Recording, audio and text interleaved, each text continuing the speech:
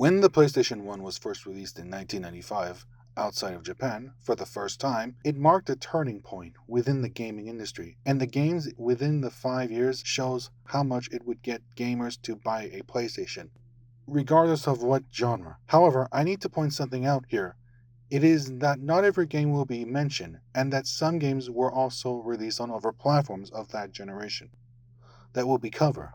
Okay, let's get started. But before we do, for the first time, I want you to subscribe to my channel, the Psychology channel, to follow the channel that I have been growing towards. Anyway, let's start off with the video.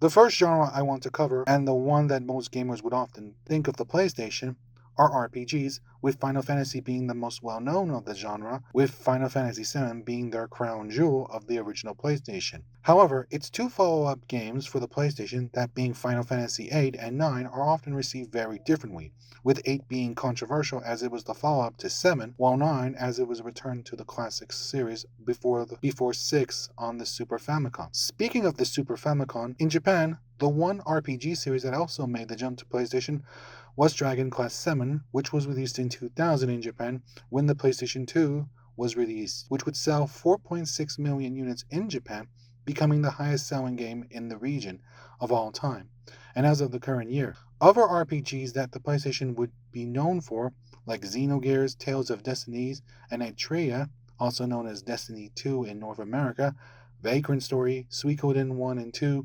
Persona 2, Innocent Sin and Eternal Punishment, Star Ocean The Second Story, Breath of Fire 3 and 4, with Sony publishing RPGs like The Legend of Dragoon, Wild Arms 1 and 2, and The Legend of Legaia.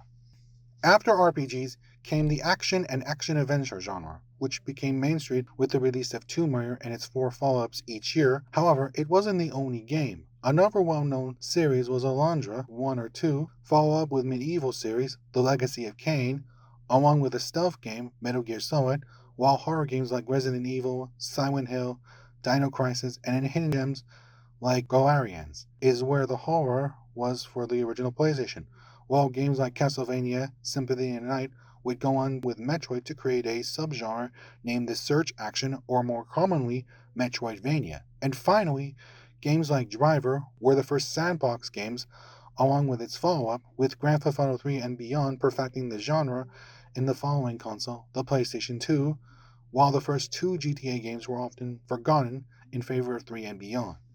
One other genre that the PlayStation would compete with is platformers with Sonic. Wait, Sonic didn't appear on PlayStation.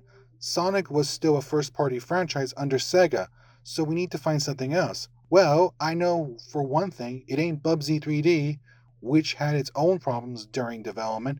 Instead, we're going to be going over other platformers, starting first with Oddworlds 1 and 2, which were in claymation, a style rarely used in the genre. Other games include Toomba, Croc, Klonoa, Ape Escape, Gex, which was originally released as a mascot for the 3DO, Rayman, Pac-Man World. However, the 2 series would become the most well-known on the PlayStation, with first being the Spyro series from Insomniac, which was published by Universal, along with another series that was the face of the PlayStation 1, Crash Bandicoot from Naughty Dog, until it wasn't anymore after the release of the PlayStation 2 that came out in 2000. And while there were other genres I would like to cover, it would be way too long of a video to mention. But in the future, I would like to cover the other genres that were common on the PlayStation.